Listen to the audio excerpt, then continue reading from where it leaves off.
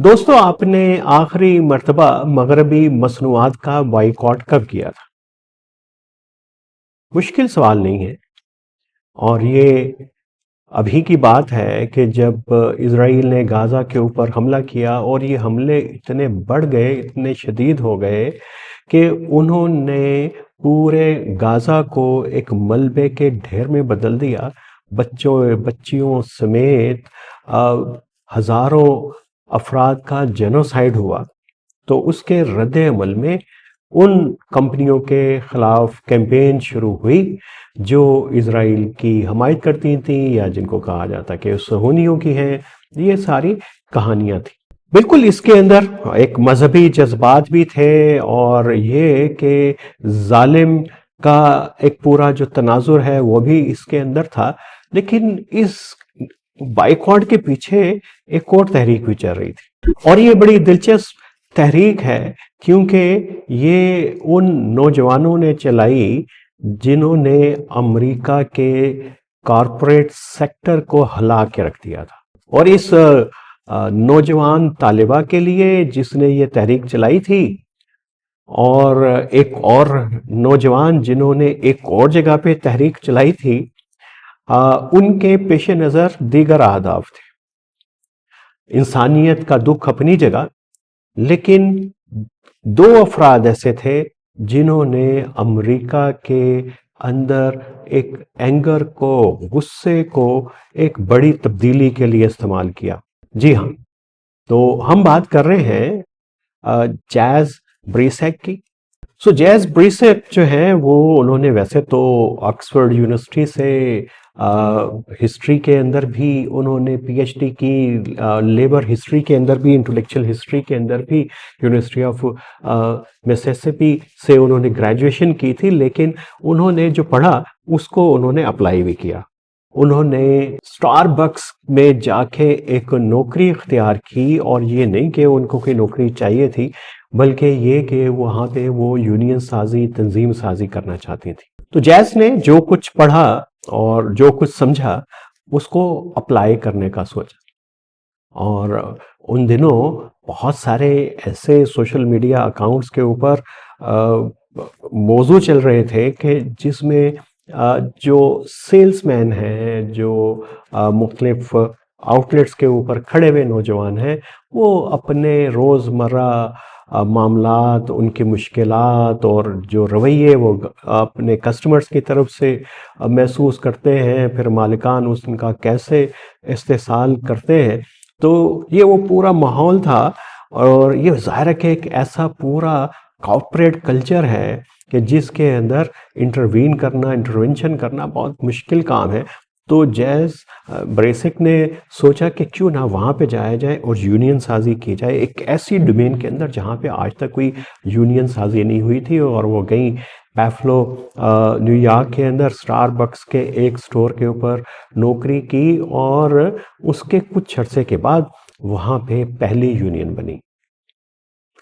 और ये एक बहुत बड़ा कारनामा था। अभी हम इनकी कहानी आगे आपको लेके चलेंगे, लेकिन आप ज़रा तसव्वुर कीजिए कि एक पूरी नौजवान नस्ल जो अपने मुस्तकबिल से खासी परेशान है, और एक ऐसी नौजवान नस्ल जो अमेरिका में भी है, इंडिया में, पाकिस्तान में भी, जो अपने मुस्तकबिल के बारे में बहुत ही तशवीश के अंदर मुब्तला है। और इस वक्त दुनिया में एजुकेटेड यूथ का, पढ़े लिखे नौजवानों का एक बड़ा तबका ऐसा है, वो नौकरियां करने पे मजबूर है जो उनकी तालीम से मुताबिकत नहीं रखती। वो कहीं पे सेल्समैन, सेल्सवुमेन बन जाते हैं, कहीं पे वो डेस्क के ऊपर खड़े हो जाते हैं, बहुत ही लो लेवल की। अब ये समझिए कि ये जो नया पूरा इकोनॉमिक स्ट्रक्चर है और सर्विसेज बेस्ड है और उसमें नया कॉर्पोरेट कल्चर है, उसके ये नए मजदूर हैं। और हाँ, आप बेशक एमए कर जाएं पीएचडी कर जाएं, आप बड़े से बड़ी डिग्री हासिल कर लें, लेकिन नौकरी आपके नसीब में किसी स्टारबक्स पे, किसी एप्पल के स्टोर के ऊपर, नाइकी के स्टोर के ऊपर आती है। और वहाँ पे जाहिर है कि कस्टमर के साथ तो डील करना ही करना है, लेकिन वहाँ पे वेजेस ऐसे हैं और उसके ऊपर आप एतराज़ नहीं कर सकते, क्योंकि इतने कानूनी गोरख धंधे हैं, इतने एग्रीमेंट हैं कि आप उसमें फंस के रह जाते हैं और आपकी बल्कि ज़िंदगी इन कांटों के अंदर जाके फंस जाती है। तो जिन दिनों ये कोविड से पहले मी टू की और ये सारी तहरीकें चल रही थी, तो तब कुछ इस तरह के नौजवानों ने जो खासे तंग थे, उन्होंने भी ये अपनी तहरीक चलाने की कोशिश की। जैसे हमने जैज़ की स्टोरी सुनाई आपको, वैसे ही एक चाया और टेडी थे जो काम कर रहे थे एप्पल स्टोर के ऊपर, और उनकी ज़िंदगी को ही वहाँ का एल्गोरिदम कंट्रोल कर रहा था।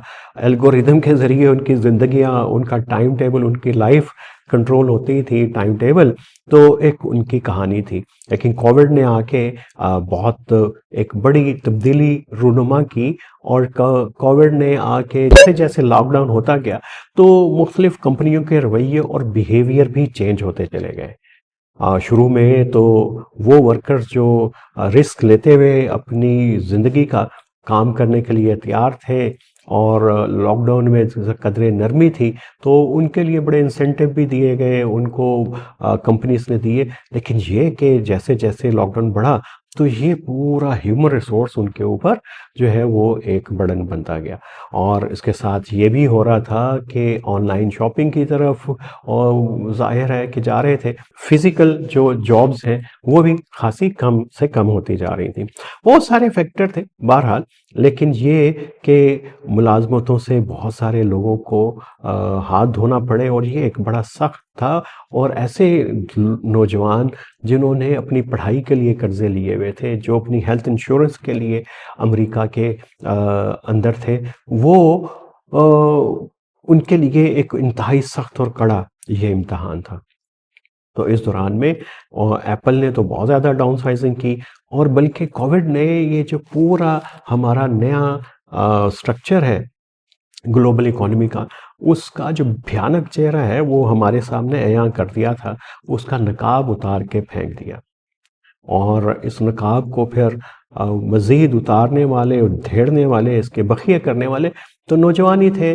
लेकिन जाहिर है कि ये कंपनियां ह्यूमन रिसोर्स को एक बर्डन तो समझती हैं, और हर चीज़ की एक वैल्यू इनके जहन के अंदर होती है। जब वो वैल्यू पूरी ना हो रही हो, तो जाहिर है उसको उनके लिए छोड़ देना भी कोई इतना बड़ा मसला नहीं होता। टेम का वर्जन सुना होगा एप्पल ने, ये वो जाल था जिसके अंदर फिर एप्पल अपनी खुद ही जाल में फंस गई। कोविड के दिनों में अपने बहुत ही मेहनती, जिन्होंने अपनी ज़िंदगियां वक्फ कर दी थी एप्पल के लिए, सेल्समैन्स को, उनको जब निकाल दिया गया और ये वर्जन लॉन्च किया गया, तो तब उनको एहसास हुआ कि अब तो इसके लिए हमें एक नई टीम चाहिए मार्केटिंग के लिए, इसको सेल करने के लिए। तो तब फिर यहाँ पे हुई बारगेन। और उस वक्त एप्पल की कोशिश भी ये थी कि इस तरह के ज़ाब्ते जो है बनवाए और बनाए कि इन जब जिस मुलाजिम को चाहे रखें और जब चाहे किसी को फारिग कर दें। तो यहाँ पे एप्पल के अंदर जो फिर इन लोगों ने यूनियन बनी, इन्होंने उसका को चैलेंज किया, और जब टिम कुक आया तो उस वक्त जो है बुनियादी तौर पे एक बड़ी कैंपेन जो है वो लॉन्च हुई, और फिर इसने एप्पल को जो है मजबूर कर दिया घुटने टेकने के ऊपर। और हम बात कर रहे थे जैज़ रिसेक की, तो उसने वो जो तरीका इख्तियार किया, और अभी आप देख रहे होंगे कि जब ये जनता काकरोच पार्टी दिल्ली में उसने प्रोटेस्ट किया, तो बहुत सारी स्टोरीज जो हैं वो आपके सामने आई। तो इनके भी जो फाउंडर हैं, उनकी स्टोरी भी जो है वो जैज़ से और चाया से मिलती जुलती है, कि शायद उन्होंने इंस्पिरेशन वहीं से हासिल की है। और जैज़ का करैक्टर तो इतना मज़े का है कि उसने बिल्कुल तंजीम साजी की जो वर्कर्स की, वो उस तरीके से की जैसे एक दौर के अंदर लेफ़्ट की मूवमेंट जो है वो करती थी यूरोप के अंदर। क्योंकि उनके लिए काम करना मुश्किल था। या फिर ये समझ लें कि अगर किसी को कोई नॉन स्टेट एक्टर तंजीम को मिलिटेंट ऑर्गेनाइजेशन बनानी पड़े तो किस तरीके से काम रिक्रूटमेंट करेंगे, काम को कैसे शुरू करेंगे, तो वो इस तरीके से काम शुरू किया। लेकिन उन्होंने पूरी तंजीम साजी की। जिस वक्त ये ग्लोबल कैंपेन शुरू हुई प्रोडक्ट्स के मुतल्लिक जो इसराइल को हमायत करती थी उन ममालिक के लिए, तो तब उन्होंने इसको एक्सप्लॉइट किया और स्टारबक्स के पूरे जब प्रेशर आ रहा था, उसकी सेल गिर रही थी, तो तब इन्होंने एक इंटरनल फ्रंट भी क्रिएट किया। और जाहिर है कि स्टारबक्स ने अपना सोशल इमेज और ग्लोबल इमेज बनाने के लिए एक खासी मेहनत की थी। उसने दोबारा से कोशिश की, अपने आप को कोशिश की कि एसोसिएट ना करे ऐसी तहरीकों के साथ, इसराइल के साथ। तो एक कैंपेन शुरू की। इस कैंपेन को फिर जैज़ ने जाके, उसकी यूनियन ने जाके चैलेंज किया कि ये सिर्फ उधर ही नहीं है, बल्कि तो मामला इनके अपने घर के अंदर भी ऐसे ही है कि ये अपने लोगों का कैसे इस्तेसाल करते हैं। बल्कि इस कैंपेन को आगे लेके जाने में जैज़ के जो लेफ़्ट के साथी थे और बाकी यूनियन के साथी थे, उन्होंने भी खासी मेहनत की थी। लेकिन ये एक पूरी तहरीक, हम अमेरिका की, नॉर्थ अमेरिका की बाकी तहरीकों की तरफ भी जाएंगे, उसके ऊपर भी बात करेंगे। लेकिन ये वाली स्टोरी इसलिए बहुत ही इंस्पायरिंग है हमारे कॉन्टेक्स्ट में, चूँकि हम नौजवान ज़िंदगी और सियासत पे बात कर रहे हैं कि ऐसे एरियाज़ के अंदर भी जाके काम हो सकता है जहाँ पे आप तसव्वुर नहीं कर सकते। जैसे एप्पल जैसे स्टोर में, कंपनी में जाके यूनियन साजी कोई इतना आसान काम नहीं है। स्टारबक्स जो ग्लोबल चेन, अगरचे पाकिस्तान में तो नहीं है, यहाँ पे स्टारबक्स साहब थे, उन्होंने नकल मारने की कोशिश की थी। और मेरा ख्याल है कि वो इतने जालिम नहीं होंगे जितना स्टारबक्स एक दौर के अंदर था, और अभी भी उसके कवानीन को इतने नर्म नहीं है।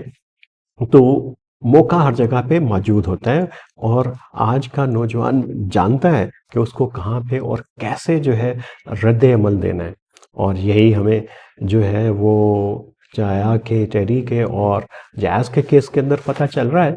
और ये जो पूरी इन तीनों की जो कहानी है, वो एक न्यूयॉर्क टाइम के बड़े ज़बरदस्त रिपोर्टर हैं जो लेफ़्ट की तहरीकों को और ट्रेड यूनियंस को काफ़ी अरसे से कवर कर रहे हैं।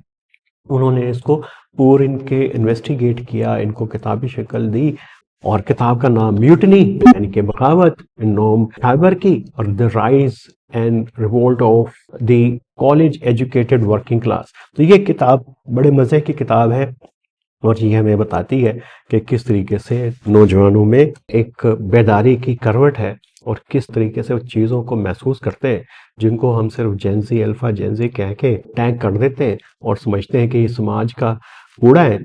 लेकिन वो अमेरिका के अंदर भी तहरीकें बनाते हैं, चलाते हैं। उसका तरीका मुख्तलिफ है, और ये तरीका ना तो एप्पल की मैनेजमेंट को पता चल सका था और ना स्टारबक्स की। ये वो सरप्राइजिंग एलिमेंट है जो आज का नौजवान जो है वो कॉर्पोरेट ऑर्गेनाइजेशंस को भी दे रहा है, मल्टीनेशनल्स को भी दे रहा है, और दुनिया की मुख्तलिफ रियासतों को भी दे रहा है। तो ये किताब ज़रूर देखिएगा, the mutiny, the rise and revolt of the college educated working class. ये आपको वर्किंग क्लास के इश्यूज़ और उनके रुझानात के, सोशो पॉलिटिकल रुझानात के बारे में भी मज़ीद बताएगी। तो ये एक तारुफ था जिस सीरीज़ पे हम आजकल काम कर रहे हैं, उस हवाले से। आज के लिए इतना ही। तो जुड़े रहिए हमारे साथ, कुछ और किताबें लाएंगे दिलचस्प आपके लिए। आप यकीनन हैरान होंगे कि कितना अच्छा काम हो रहा है। खुदा हाफ़िज़।